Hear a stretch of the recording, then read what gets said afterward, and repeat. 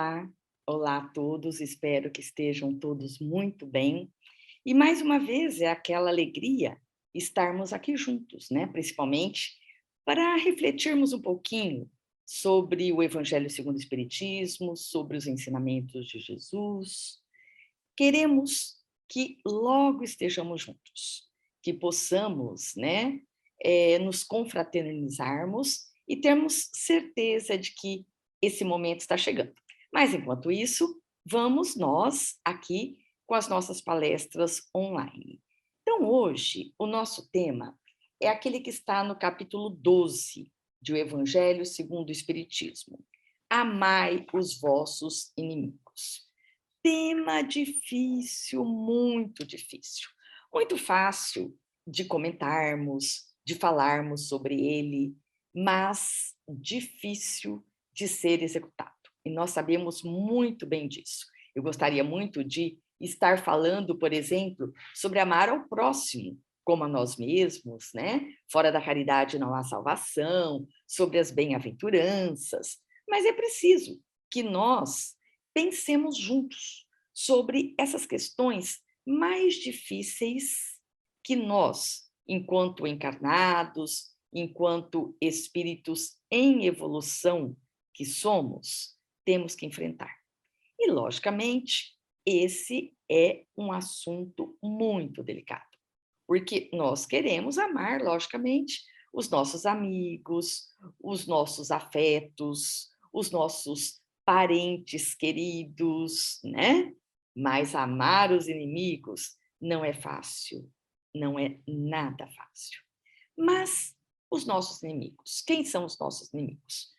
Sabemos, né? Aliás, eu não gosto muito dessa palavra inimigos, eu acho uma palavra muito cruel, muito pesada, né? De uma semântica muito negativa. Então, eu prefiro usar os nossos desafetos, né? Aqueles com quem não temos afetos, ou seja, aqueles que, por algum motivo, nos fizeram alguma coisa, logicamente, que nos desagradou. Esse mal pode ter sido muito grande ou um mal menor, mas não deixa de ser algo desagradável, principalmente para quem recebe. E nós sabemos que nós temos realmente desafetos que fizeram atrocidades para conosco. Tanto é que, em sua infinita bondade, o Pai não permite que nós tenhamos todas as lembranças do passado, de outras encarnações, justamente para que nós possamos conviver na atualidade com muito desses inimigos e com eles, né? Nos agregarmos, fazermos as pazes, tentarmos conviver melhor para que problemas do passado sejam amenizados nessa existência. Jesus é o nosso grande mestre e é aquele que vem nos trazer a maior lição. Ele é que vem nos ensinar a importância de amarmos os inimigos, né? E, na verdade, nós vamos também, hoje, mais uma vez, pensar um pouquinho sobre essa palavra amar. Será que essa palavra cabe aos inimigos? Acho que não. Mas vamos por partes. Primeiramente, nós sabemos, né? Este capítulo começa com pagar o mal com o bem, tá? Então, esse é o nosso lema, essa é a nossa intenção e esse tem que ser o nosso propósito nesta existência. Pagarmos o mal com o bem, para que nós estejamos bem. Não é o outro, não é realmente o nosso desafeto. Nós é que precisamos estar bem e, para estarmos bem, precisamos pagar esse mal com o bem, tá? Muito bem. E para falar sobre esse assunto, eu aproveito, né, me esqueci no comecinho, de pedir, né, proteção aos nossos amigos espirituais. Esses que realmente são nossos amigos, né? Nossos mentores, mentores da nossa casa. Nós pedimos sempre, antes de qualquer bate-papo, que tenhamos muita coerência, que sejamos bem adequados e que possamos tocar o coração de todos ou de alguns, ou de poucos que sejam, mas que consigamos tocar corações com esse nosso humilde bate-papo. Então, vamos pensar o seguinte: pagar o mal com o bem, tá? Este, né, capítulo começa nos dizendo: aprendestes que foi dito, amareis vosso próximo e odiareis vosso inimigo. Sim, porque na época em que Jesus esteve conosco, essa era a lei. Amareis vosso próximo e odiareis vossos inimigos. E eu vos digo: amai os vossos inimigos. Fazei o bem àqueles que vos odeiam e orai por aqueles que vos perseguem e vos caluniam, a fim de que sejais os filhos de vosso Pai que está nos céus, que faz erguer o sol sobre os bons e sobre os maus, e faz chover sobre os justos e os injustos. Porque, se não amardes, senão aqueles que vos amam, que recompensa disso tereis? Realmente, o que nós vamos aprender, o que nós vamos evoluir amando apenas aqueles que nos amam, tá? Então, vamos pensar o seguinte: antes era amareis vosso próximo e odiareis vossos inimigos. Então, essa era a lei da época de Jesus, era de praxe. O ódio irracional aos inimigos, aqueles, né, que mereciam a nossa atenção, eram apenas os amigos, os familiares, aqueles que retribuíssem os nossos favores. Esses receberiam o nosso amor, os outros o nosso ódio. Logicamente que esse ensinamento, essa prática, trazia muitos problemas para as vidas dessas pessoas no futuro, nas vidas futuras, nas outras encarnações. Porque nós sabemos que ódio gera ódio. Então, odiando, essas pessoas se tornariam, né, com muitos inimigos. E se nós sabemos o quanto é difícil lidarmos com um inimigo encarnado, aquele que caminha conosco, com o qual nós podemos conversar, pedir perdão, nos justificarmos, nós sabemos o problema que é convivermos com inimigo que esteja na espiritualidade, né? Porque a atrocidade será muito maior. Esses são os nossos verdadeiros obsessores.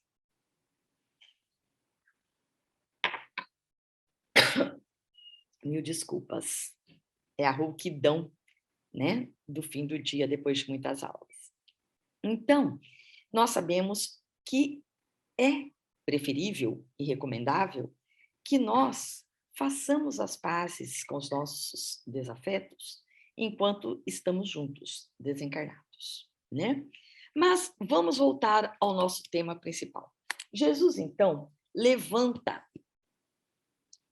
esse questionamento, né? Essa lição, que é justamente essa atualização do costume de época. Então, Jesus, quando diz: aprendestes que foi dito, amareis os vossos inimigos, amigos, e odiareis vossos inimigos, e eu estou aqui agora ensinando: amai os vossos inimigos. Então, Jesus está reformulando essa prática de época, né? E como isso foi importante. Então, o tempo todo, ele lembrava: aprendestes que foi dito, e relegava essa lição de odiar os inimigos ao passado. Ao presente, ele ensinava: amai e orai. E esse orai vai fazer muito sentido para nós. Porque o amai, imaginem vocês quando nós falamos isso para aqueles que não creem na vida futura, para aqueles que não creem na necessidade do perdão. Seria injustificável. Então, vamos pensar bem nesse orai. Porque Jesus sempre foi um grande reformulador, né? Reformulador de costumes, da ordem social. Então, é tão importante que nós observemos é a lucidez do nosso mestre, a lucidez dele realmente, né? Ele não estava em momento nenhum determinando que nós deveríamos, isso é preciso entender bem, esse amar que ele nos traz não seria aquele devotarmos ao inimigo todo o carinho, toda a atenção que nós devotamos ao nosso irmão, a um amigo, a uma pessoa que seja do nosso coração. Amar os inimigos para Jesus não era abrir o nosso coração para aquele, né, nosso desafeto. Muito pelo contrário. Amar os inimigos, segundo Jesus, seria desejar aos inimigos apenas coisas boas. Leila, mas que loucura, né? Então eu não preciso abraçar, eu não preciso devotar toda a minha atenção como devoto a um amigo, mas eu tenho que orar pelo meu inimigo. Exatamente. Nós vamos aprender a orar, a desejarmos o bem aos nossos inimigos. E observemos que isso vai fazer toda a atenção para nós. Por quê? Porque o nosso pensamento, nós sabemos que deve ser sempre um pensamento do bem para o bem, um pensamento de fraternidade para que nós estejamos em equilíbrio. Porque só amando, só fazendo bem, só orando por todos é que nós estaremos em equilíbrio, é que nós teremos a certeza de que, né, mesmo diante dos inimigos, mesmo diante daqueles que nos desejaram, nos fizeram mal, nós temos uma postura adequada. O Espiritismo vem nos ensinar muito e nos traz Jesus como guia, como modelo da humanidade, justamente como o maior espírito, diga-se de passagem, né, que esteve entre nós, o mais evoluído, para que nós sempre nos apoiássemos nele, nos seus ensinamentos e nos seus exemplos. Graças a isso é que devemos estar atentos a essa questão. Tá? Então, nós vamos analisar sempre esta questão. Primeiro, nós precisamos aprender a observar que os nossos inimigos, apesar de todo o mal que nos tenham feito, eles têm virtudes. Todas as pessoas têm o lado bom. Todas as pessoas têm as suas virtudes. E analisando essas virtudes, nós vamos aprender que nós podemos não ser compatíveis com eles, com seus hábitos, com as suas atitudes, com a sua maneira de ser, mas não teremos como negar que essas pessoas têm peculiaridades positivas. Sim, essas pessoas têm sempre os seus pontos positivos. Então, é muito importante que nós aprendamos a ver esses pontos positivos, a observarmos e, logicamente, procurarmos sempre nos vincularmos ao bem, desejando sempre o bem a essas pessoas, a todas as pessoas que estão à nossa volta. E orarmos pelos nossos inimigos, orarmos por esses nossos desafetos. Por que orarmos por eles é fundamental? Justamente porque quando nós oramos por eles, quando nós temos pensamentos positivos em relação a eles, nós desvinculamos da sua zona vibracional. Sim, e quando nós desejamos o mal, quando nós ficamos insistindo, né, em termos ódio, o tempo todo pensando nessas pessoas e desejando o mal, nós nos vinculamos na mesma zona vibratória deles. E, logicamente, isso vai nos fazer muito mal. Quando nós oramos, quando nós desejamos o bem, nós nos desvinculamos disso. E isso é muito importante para todos nós. É muito comum, por exemplo, nós observarmos no dia a dia que as pessoas más, as pessoas que praticam o mal, que se devotam ao mal, que são injustas, parece que estão sempre bem, parece que estão sempre muito bonitas, parece que são poderosas, enquanto aquele, né, aquele que odeia, né, aquele que vibra negativamente, está sempre mal. Está sempre mal, está sempre aniquilado, está sempre estressado, está sempre desequilibrado.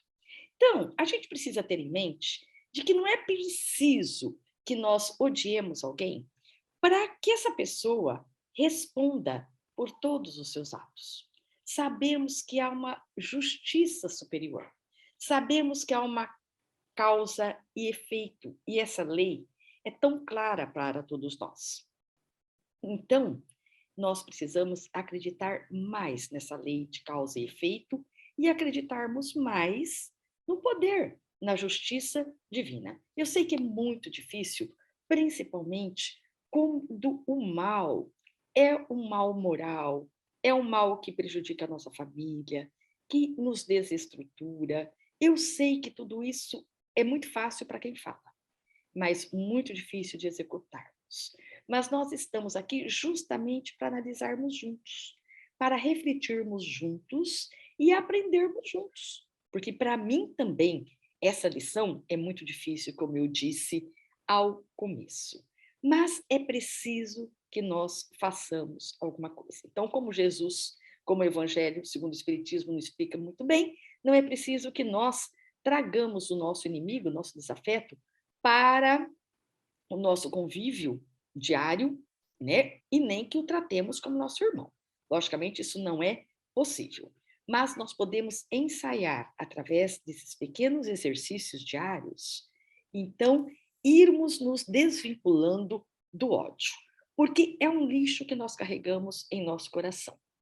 Quando nós desenvolvemos o ódio no nosso coração, é um lixo que nós carregamos. Imaginemos nós o que é isso para nós.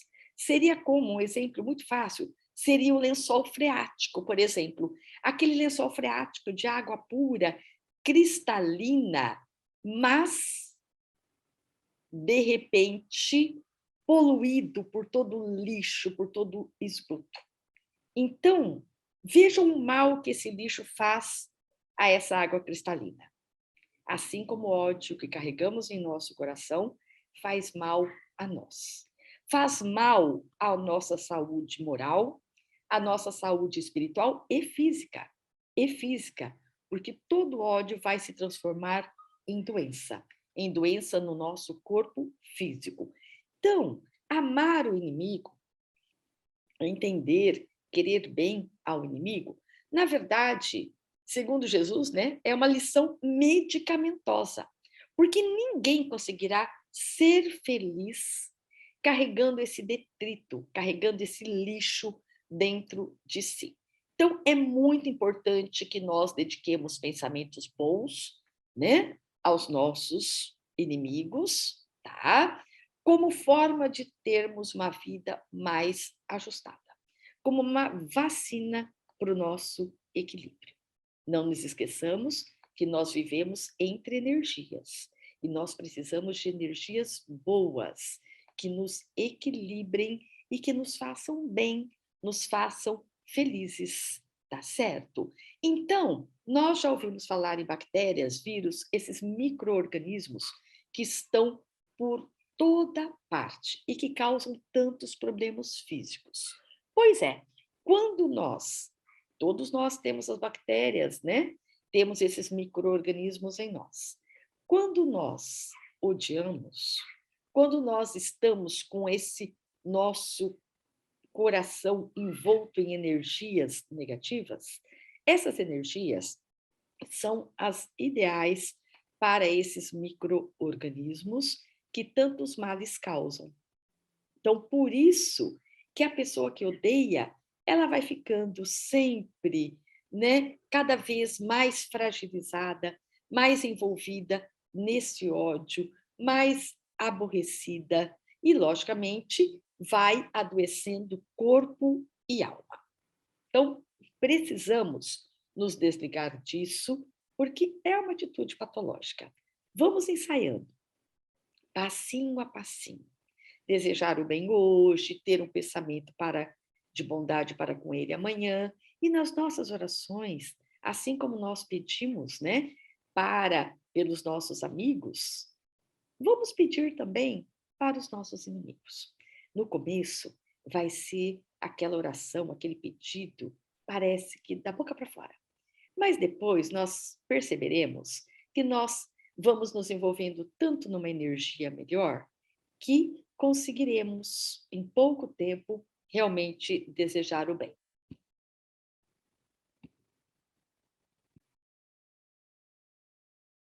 Então, observando as lições dos grandes mestres que estiveram e muitos que estão conosco, como Chico Xavier, quanto Madre Teresa, nós vamos observando como é que todos esses que tanto nos ensinaram agiram sempre em relação aos seus desafetos. E vamos cada vez mais, então, aprendendo que amar o inimigo não deve ser compreendido ao pé da letra. Não é amar, né, como nós um dia amaremos, como um dia perdoaremos, mas sim aceitar, entender as fraquezas daquele, né, inimigo, daquele que nos fez o mal e realmente agirmos para com ele de uma forma mais natural, se possível, desejando o bem e aos poucos e cada vez mais orando e endereçando a ele pensamentos bons. Esse é o ensinamento de Jesus. E quando eu falo em amar o inimigo, amar alguém que nos tenha feito muito mal, eu não posso me esquecer de uma lição maravilhosa do livro A Boa Nova, que é uma das lições mais marcantes da literatura espírita para mim. A lição de Maria. Logicamente que nós não queremos nos comparar ao espírito puro e evoluidíssimo de Maria, mãe de Jesus. Mas o encontro de Maria com Judas, quando ela vai buscar Judas, né, envolvido nas suas energias, nas suas mazelas, naquela situação deplorável em que ele se encontrava nas trevas, aquele encontro é o maior exemplo para mim, né, de amar o inimigo. Vamos relembrar? Só que nós vamos relembrar essa lição através de um poema lindo de Maria Dolores, psicografia de Francisco Cândido Xavier. Esse poema está no livro Momentos de Ouro, os melhores momentos. E, para mim, concordo plenamente, esse é um momento maravilhoso. E toda vez que eu estou aí com pensamentos ruins, toda vez que alguém me faz um mal, toda vez que alguém me prejudica muito, né? E que, logicamente, na minha inferioridade, o primeiro pensamento, a primeira atitude, reação é de raiva, de ódio.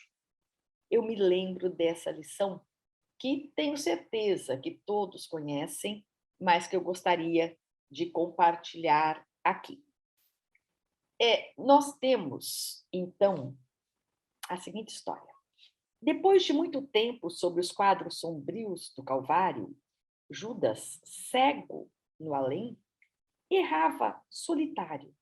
Era triste a paisagem. O céu era nevoento. Cansado de remorso e sofrimento, sentara-se a chorar. Nisso, nobre mulher de planos superiores, nimbada de celestes esplendores, que ele não conseguia divisar, chega e afaga a cabeça do infeliz. Em seguida, num tom de carinho profundo, quase que em oração, ela diz: Meu filho, por que choras? Acaso não sabeis? Replica o interpelado, claramente agressivo. Sou um morto e estou vivo. ele se suicidara, né? Então ele achou que tinha morrido, mas continuava vivo. Matei-me e novamente estou de pé, sem consolo, sem lar, sem amor e sem fé. Não ouviste falar em Judas, o traidor? Sou eu que aniquilei a vida do Senhor. A princípio, julguei poder fazê-lo rei, mas apenas lhe impus sacrifício, martírio, sangue e cruz. E em flagelo e aflição, eis que a minha vida agora se reduz. Afastai-vos de mim, deixai-me padecer nesse inferno sem fim. Nada me pergunteis, retirai-vos, Senhora. Nada sabeis da mágoa que me agita. O assunto que lastimo é unicamente meu. No entanto, a dama calma respondeu: Meu filho, sei que choras, sei que lutas, sei a dor que causa o remorso que escutas. Venho apenas falar-te que Deus é sempre amor em toda parte. E acrescentou serena: a vontade de Deus jamais condena. Venho por mãe a ti buscando um filho amado. Sofre com paciência a dor e a prova, terás em breve uma existência nova. Não te sintas sozinho e despreparado. E Maria o acolhe em seu coração. Não vou terminar, porque é um poema muito longo, mas eu aconselho que todos procurem. Só colocar lá no Google, na internet, né? É o encontro de Maria com Judas, poema de Maria Dolores. Lembrando que Maria perdoou Judas, e mais do que perdoá-lo, ela buscou Judas e trouxe-o ao seu coração, prometendo a ele, na nova existência, uma mãe que o amaria muito, porque Judas teve muitos problemas com a mãe também. Então, logicamente, mais uma vez lembrando, que é um exemplo muito distante de nós, porque Maria já sabia perdoar. Maria sabia amar, ela era o exemplo do amor, um espírito superior à mãe de Jesus. Nós ainda somos bem pequenininhos perto de Maria, mas o exemplo pode servir a todos nós. Mesmo pequenininhos, nós podemos começar a nossa caminhada, sempre prestando muita atenção nos nossos pensamentos e nas nossas atitudes diante, eu nem diria dos inimigos, né? Mas daqueles que nos ofendem, nos maltratam, nos magoam. Então, como é que nós devemos agir? E também diante dos inimigos, dos desafetos, logicamente, que nós sabemos que muitas vezes há pessoas que nos fazem muito mal, muito mal. Então, como é que nós vamos agir? Queremos nos compromissar ainda mais em débitos, odiando essa pessoa, ou, pelo contrário, queremos trabalhar em nós os pensamentos bons, as boas atitudes, para que possamos estar melhor, mais equilibrados e amparados sempre pela espiritualidade superior, vibrando em energias dos espíritos superiores e não dos inferiores. Creio eu que essa é a melhor escolha, o melhor caminho.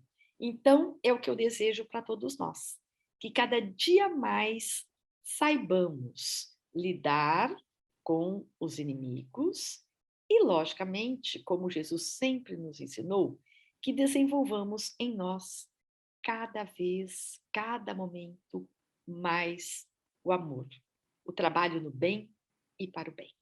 Que assim seja. Um grande abraço a todos, tudo de melhor e até o nosso próximo encontro, se Deus quiser. Olá a todos, tudo bem com vocês? Nosso grande abraço de uma forma antecipada a todos, na expectativa de encontrá-los todos bem. Escolhemos um tema para hoje, no qual trata sobre sabedoria. E através do próprio tema, ou, digamos, então, trazendo elementos para que possamos juntos imaginar a proposição desse tema, seria interessante que nós, de alguma forma, então, levasse a cada um de vocês a mentalizar respostas, ou, no caso, então, criar, né, uma certa resposta a uma pergunta extremamente interessante do Livro dos Espíritos, a pergunta 622, que diz assim: confiou Deus a certos homens a missão de revelarem a sua lei? Isso numa proposição que vocês possam, no caso, tentar imaginar, que, obviamente, sim, existem homens capazes, digamos, então, de fazer com que a mensagem divina, digamos, as proposições contidas na lei natural, né, possam, de alguma forma, então, estar a encargo de homens, ou seja, daqueles que possam, de alguma forma, então, trazer tais informações. Não vamos dar a resposta já para vocês. E, ao mesmo tempo, não dando resposta, mas fazendo com que vocês possam, de alguma maneira, também, né, criar uma interação sobre o aspecto da sabedoria, a importância sobre esse fato, né? Convenhamos sobre o fato, então, convenhamos sobre o momento de que, quando se diz com relação a tais proposições, a tais condições, ou seja, que precisamos necessariamente de ter aqueles pelos quais possamos seguir, possamos, de alguma forma, receber, né, ensinamentos, possamos, de alguma forma, então, criar elementos que possam, de alguma maneira, nortear a nossa própria existência, seja no âmbito moral, seja no âmbito intelectual, ou seja, seja no âmbito da construção e modificação do próprio mundo, né, no seu sentido, bem como também, então, na sua moralidade.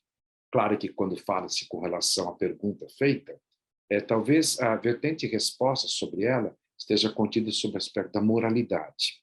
Mas também vamos nos apoiar sobre dois tópicos interessantes, um deles contido justamente no Livro dos Médiuns, que retrata sobre isso. Fala sobre os homens de gênio, ou seja, fala-se sobre aqueles, então, os artistas, os chamados sábios, os literatos, né? Que são espíritos sabidamente adiantados, espíritos aos quais, então, têm dentro da sua formação, digamos, então, dentro da sua, toda a sua história espiritual, uma condição realmente diferenciada. E são capazes de compreender por si mesmos e de conceber grandes coisas. Essas citações vocês vão encontrar lá no Livro dos Médiuns. Mas antes de fazer o aporte necessário sobre isso, continuemos. Que, afinal de contas, são homens que têm, de alguma maneira, uma capacidade de execução de um trabalho diferenciado. Eles acabam, de alguma forma, então, tendo ideias, até certo ponto, bem, digamos, então, determinadas, ideias tão geniais que façam modificações na nossa própria existência, na nossa própria vida. Perfeito. Então, dentro disso, nós podemos, então, no caso, confiar que esses homens recebem quadros de inspiração.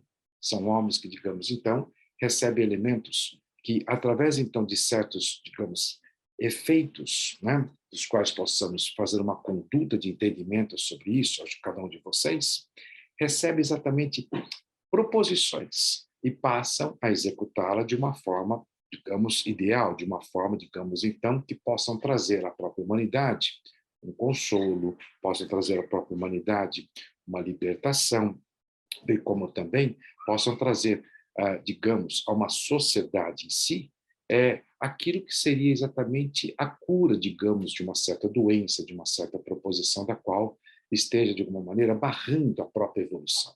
Essa citação feita por mim, por último, né, estaria justamente aqueles grandes gênios que se debruçaram em pesquisas, digamos, então, especiais, pesquisas, digamos, classificadas de muito importantes e mudaram a própria estrutura da medicina e fizeram com que, então, tais descobertas, de alguma maneira, amenizassem o sofrimento de toda uma sociedade, de toda uma população. Como isso procede? Claro, a gente jamais pode deixar de imaginar da grande reserva de conhecimento que esses homens adquiriram na própria existência. Se debruçaram em estudos, se debruçaram em pesquisas incríveis, incontáveis, anos e anos, muitas vezes, confinados no laboratório, para que pudesse determinar exatamente, digamos, então, o esclarecimento, né, de um medicamento, de uma droga capaz que pudesse fazer com que, então, se debelasse exatamente a quantidade de mortes que passavam a existir exatamente naquele elemento pesquisa. Isso fez com que, então, como a gente disse a vocês, que grandes medicamentos fossem elaborados, não só medicamentos, processos. processos, então, digamos, de pesquisas, né? Exames que, de repente, então, passaram a ser, de alguma maneira, administrados nos próprios usuários, nos próprios, então, doentes, né? Que fizesse com que, de alguma maneira, resolvesse, digamos, então, ou esclarecesse qual seria a melhor conduta médica. Tente você, no caso, só fazer uma releitura, um pouquinho que seja, né? Mesmo que simples, mas até certo ponto ideal, do que a gente possa imaginar das grandes pesquisas e, digamos, então, dos grandes inventos que se acabaram, então, fazendo com que os exames, né, pelos quais, então, passássemos um scanner qualquer, né, exatamente no nosso corpo físico, e a partir daí, então, detectasse exatamente quais são os elementos pelos quais a medicina deve nos tratar. Essas evoluções são tecnológicas. As evoluções, de alguma forma, então, passaram a ser um presente, digamos, então, para a própria humanidade e acreditamos, de alguma maneira, jamais deixando de admitir que, afinal de contas, e fiz repórter a respeito disso, da grande capacidade, estudo, né, que esses grandes cientistas tiveram. Mas, de alguma maneira, acreditamos muito na chamada inspiração. E quando se fala com relação à inspiração, aí viria exatamente aquilo da qual, então, a gente, por mais que queira desprezar, por mais que a gente queira se afastar, seria um tanto, digamos, não bem pensado, não tão resolvido. Quando se fala em inspiração, fala-se exatamente da chamada influenciação do mundo espiritual no chamado mundo material, então. E o que é que a gente possa, de alguma forma, colocar como maneira, esclarecimento em relação a isso? Que, sem dúvida alguma, esses grandes homens, ou seja, esses grandes sábios, então, esses que mudaram, digamos, toda uma concepção, não só na condição voltada, né, às pesquisas, digamos, que nos trouxeram alentos médicos, não só, mas, obviamente, aqueles que vieram a facilitar a nossa própria existência, fazer com que a nossa existência se torne uma existência bem mais tranquila, digamos. Tudo isso, então, alicerçado aos efeitos, digamos, tecnológicos. Mas também, né, pensemos exatamente naqueles que trouxeram elementos que vieram a resolver exatamente as proposições, as nossas inseguranças, as nossas incertezas, trouxeram caminhos, digamos, então, para que pudéssemos, através de uma filosofia, através de um elemento da própria psicologia, e fez com que, então, tivéssemos, digamos, percepção do mundo de uma maneira mais adequada. Todos os elementos são classificados elementos, então, criados, elaborados pelo ser, digamos, então, vivente, pelo ser encarnado, né, pelo homem em si, mas acreditamos que, de alguma forma, não digo todos, mas parte deles, então, estaria exatamente interligada ao processo da chamada inspiração.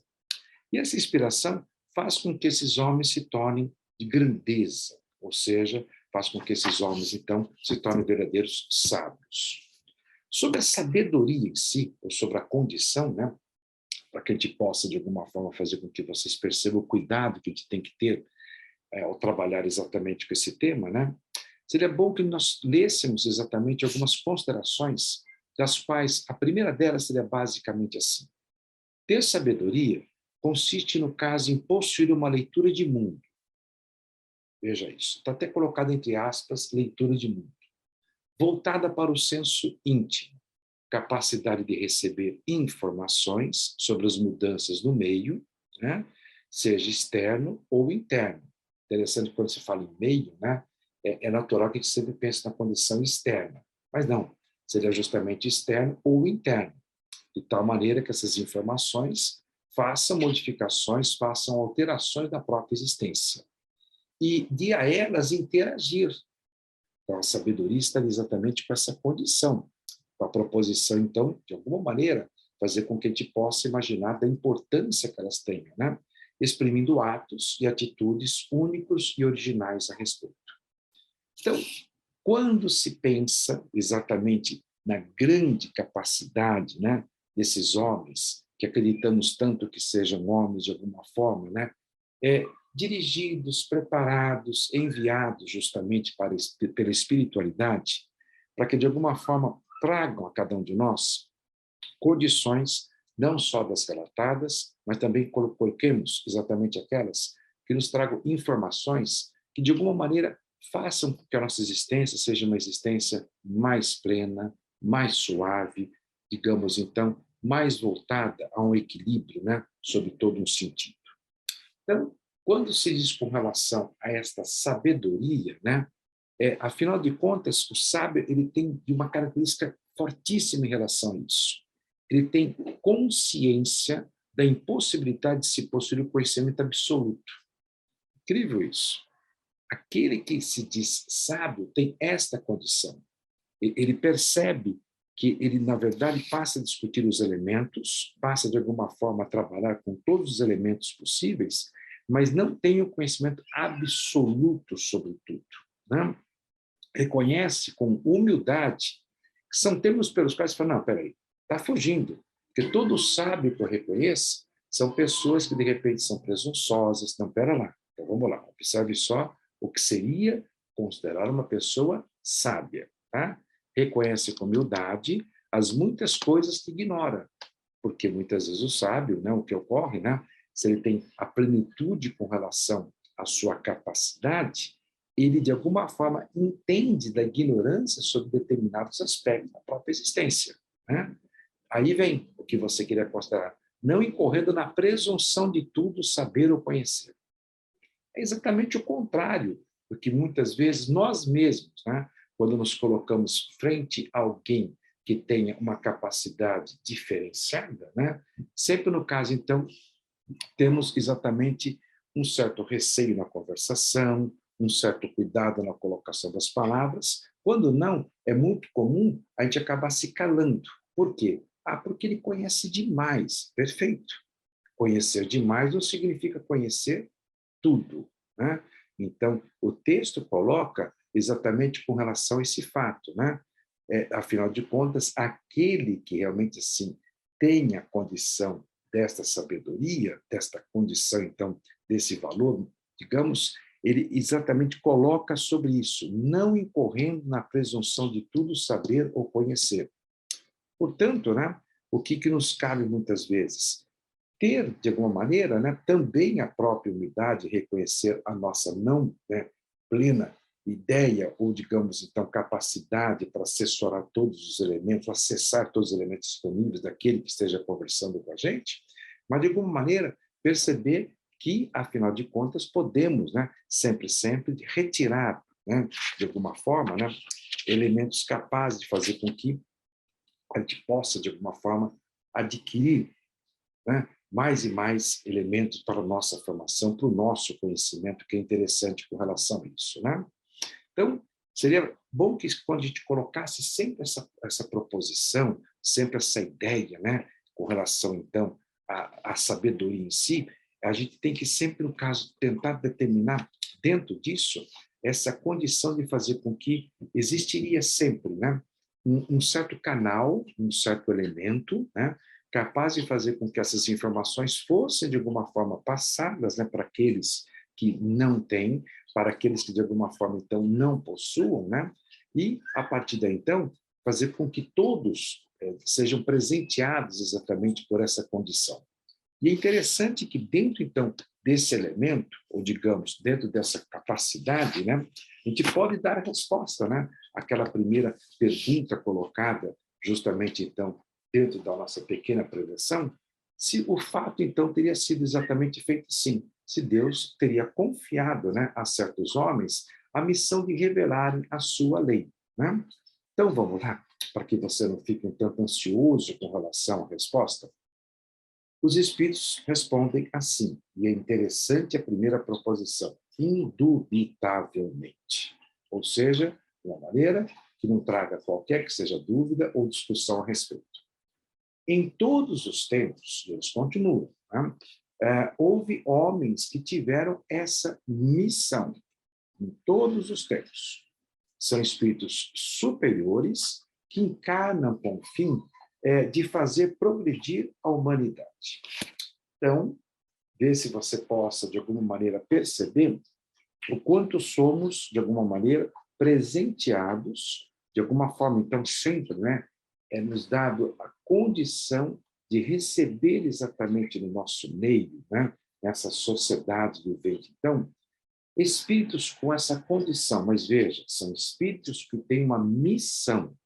Então, articula-se exatamente essa condição, são sábios, têm essa sabedoria capaz, estão interligadas às mais variadas, digamos, então, áreas possíveis, imagináveis para a sua ação.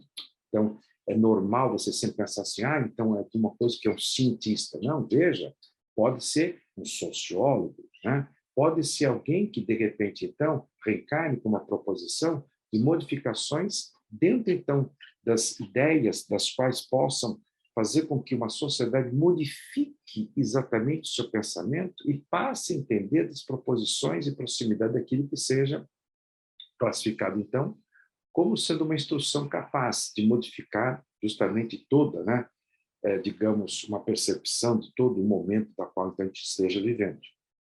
Então, são homens que têm exatamente a condição de fazer com que haja o progresso, que articule exatamente o progresso. Quando se fala em missionários e quando se fala em inteligência capaz em relação a isso, né, é bom que você, no caso, possa entender o quanto isso, de alguma forma, então, dentro da nossa, digamos, do nosso traço de existência, né, teria, de alguma maneira, sempre sido conferido, né, exatamente para cada um de nós, tal condição. Se nós fizéssemos a reflexão, digamos, então, um tanto breve em relação a isso, sem se apegar apenas e tão somente à condição científica. Tudo bem? Porque quando se fala em sabedoria, sempre se pensa, estou sendo redundante a colocar, mas sempre se pensa exatamente em algum, que seja um cientista, que seja um matemático, que seja um físico, que seja um químico, pois eu volto a colocar a proposição, de que, afinal de contas, estaríamos exatamente preocupados, né, com relação justamente à ideia em si da própria sociedade, ou seja, ideia, então que a gente possa, né, fazer com que isso seja pleno e adequado para cada um de nós. Quando se fala, então, com relação a essa proposição, ser sábio, é importante que a gente faça certificado a vocês, não se fundamenta apenas no grau de informação ou de conhecimento que temos sobre a vida terrena. Nem sempre indivíduos requintados e instruídos são portadores de senso íntimo bem desenvolvido ou de alto nível de discernimento. Não devemos confundir cultura ou instrução com sabedoria. Falei, peraí, agora me complicou, né? Afinal de contas, se isso que você acabou de ler seja exatamente o quadro de instrução para dar continuidade, né, ao que você queira trazer, então é bom você voltar. Veja, nem sempre indivíduos requintados e instruídos são portadores de senso íntimo bem desenvolvido ou de alto nível de discernimento. É quando, então, se interroga sobre a utilização de uma forma não adequada da própria inteligência. Ou seja, são homens capazes, perspicazes, sabidamente sim inteligentes, que infelizmente o discernimento, né, contido nas suas ações, ou digamos então, a condição natural de envolvimento com relação, né, àquilo que a gente possa classificar como sendo atitudes, não são elementos, digamos, que recebam a nossa aprovação. Pelo contrário, são reprováveis. Tá? São reprováveis, então. Então, quando se diz assim, não devemos confundir cultura ou instrução, eu acabei de dizer a vocês, né? Que muitas vezes, então, a gente precisa muito repensar em relação ao aspecto da sabedoria, né? Então, não vamos confundir cultura ou instrução com sabedoria. Que quando se fala com relação à sabedoria, obviamente sim, nós precisamos sempre colocar dentro disso, né, propostas mais esclarecedoras, ou digamos, daquilo que sejam elementos das nossas modificações mais íntimas possíveis. Veja a afirmativa, que muitas pessoas cultas não são sábias. Interessante? Muitas pessoas cultas não são sábias, apesar de ostentarem um ar de superioridade intelectual. Olha que coisa incrível isso. E é o que realmente nos confunde, né? Por que muitas vezes nos sentimos acuados, diminuídos? Por que a gente, no caso, então, conversando, né, com muitas pessoas assim, afinal de contas, fala assim, puxa vida, né? Não dá nem para conversar com ele, porque ele é muito diferente, né? Ele tem uma capacidade muito, digamos, então, além daquilo que a gente possa, no caso, tentar imaginar. Não, aí que está. Aí que está exatamente a grande diferença com relação a isso. que quando se fala em sabedoria, aí voltamos, ou no caso remetemos a cada um de vocês, aquela proposição também que nós colocamos. Ele tem consciência, o sábio, da impossibilidade de se possuir conhecimento absoluto, ou seja, com ele não teria, obviamente, esse tipo de barreira, né? Com ele tem a compreensão. E lembra que nós legamos fatos junto a vocês, né? Que não são pessoas presunçosas, não são pessoas que, de repente, então, utilizam a capacidade intercruzada que tem para, de repente, fazer com que aquele que esteja ouvindo ou aquele que esteja recebendo a própria instrução, de alguma maneira, então, se sinta extremamente diminuído. Pelo contrário, o sábio, ele potencializa. O sábio, na verdade, ele resgata as nossas emoções. Aquele que é sábio, de alguma forma, então, sempre procura, de alguma maneira, fazer com que seja ouvido, seja interpretado, seja de alguma forma, então, acalentado aquele que esteja recebendo uma determinada informação. Veja só que, afinal de contas, quando se diz com relação, e dá até para a gente fazer uma comparação, né, sobre aquele que seja extremamente intelectualizado, bom, e aquele na qual, então, que a gente possa classificar exatamente como sendo algo mais sábio, mais capaz. Muitas vezes tem uma descrição importante sobre isso, que uma criatura humana intelectualizada, ou seja, com essa capacidade de grandes informações, digamos, de grandes pesquisas em relação a isso, há um desenvolvimento dessa pessoa no sentido chamado sentido horizontal, né? Tenta você imitar o que ela fazer. Aí você vai, na verdade, até imaginar a formação da letra T, né? Então, são pessoas que têm essa capacidade. Elas, de alguma forma, amplificam, elas potencializam justamente uma condição, então, horizontal das suas formações, das suas informações, das suas pesquisas, né? Enquanto aquela que seja verdadeiramente sábia, ela transcende no sentido vertical. Fala, nossa, mas que comparação interessante. Sim, é uma comparação da qual, então, você percebe que aí viria, né, a maior preocupação nossa com relação ao que você possa entender sobre isso. O sábio é exatamente aquele que desenvolveu a capacidade sapiencial de comparar, tá? Avaliar, ponderar as ideias com precisão. Não há atropelo. Não há, digamos, então, fazer com que aquele que esteja ouvindo, quando digo aquele, não só uma pessoa, ou digamos um núcleo, uma parte da sociedade que esteja ouvindo, seja de alguma forma massacrada pelas suas informações. Não, não, não, não, veja, de forma alguma. Ter a condição de comparar, ter a condição de avaliar, porque ele tem aquele sentido. Ele entende que ele não tem a razão total sobre o fato, tá? Ele não tem a grandeza, digamos, então, absoluta sobre as condições. Ele percebe, então, de alguma maneira, quanto mais ele passa, digamos, então, a viver, mais ele passa, de alguma forma, a conhecer as informações e trabalhar com elas. Então, voltando, veja só, ele tem capacidade de comparar, avaliar, ponderar as ideias com a precisão dos cientistas. Olha que bacana. Então, você fala assim, puxa vida, então, quando se fala com relação à avaliação, ponderação, a gente está ouvindo. A gente está abrindo exatamente a nossa condição de fazer com que as informações cheguem a cada um de nós, então, né? Veja, então, que ele tem a precisão dos cientistas. Agora, veja, com a generosidade dos benfeitores. Este é o sábio. Essa é a condição da sapiência, tá? A capacidade de sapiência está exatamente colocada sobre isso. Generosidade dos benfeitores. E mais do que isso, que então negaria a proposição daquela pessoa que tem uma extensa cultura, mas não tem a capacidade de ouvir. Tem uma extensa, elogiável cultura e informação, mas não tem o que vem agora, ó, com a sensibilidade dos poetas. Olha que bonito. Então, o sábio carrega em si tudo isso. Ele carrega em si toda essa condição, com o bom senso dos filósofos. Você fala assim, mas o filósofo não sabe. Veja o que é efetivamente ser sábio, com o bom senso. Claro, os filósofos têm, repensam, analisam, ponderam, tudo bem? Mas veja só a colocação, bom senso, o bom senso dos filósofos. E mais, com a naturalidade das crianças, que quando se fala com a natureza delas, vem o quê? A pureza. A pureza, né? Vinde a mim, as crianças, ou seja, a pureza em si, né? E com o desprendimento dos que amam sem condições.